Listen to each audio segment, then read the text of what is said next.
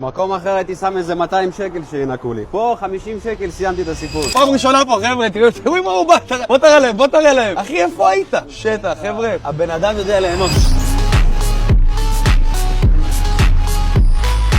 בוא נסביר לך, יאללה, קדימה, שילמת? יאללה, תעביר את האשראי. קודם כל מים. איזה חוויה.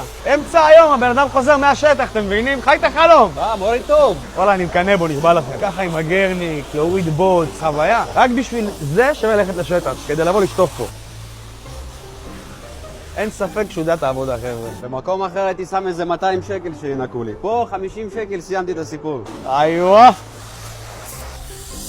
נתת שטיפה מכל הלב, אחי. כל הלב, תראה כמה בוץ. נו, מה אומר, איך היה? מבסוט, חבל על הזמן. ממליץ לאנשים? וואלה, ממליץ, גם חוויה לשטוף לעצמך. כן? אף אחד לא יעשה לך כמו שאתה עושה לעצמך. אתה יודע מה מיוחד במקום שזה פתוח 24/7. נכון. איי. אני אבוא לפה גם בלילה. אח שלי, שמח שנהנית. תראה איזה מבריקאי, תראה.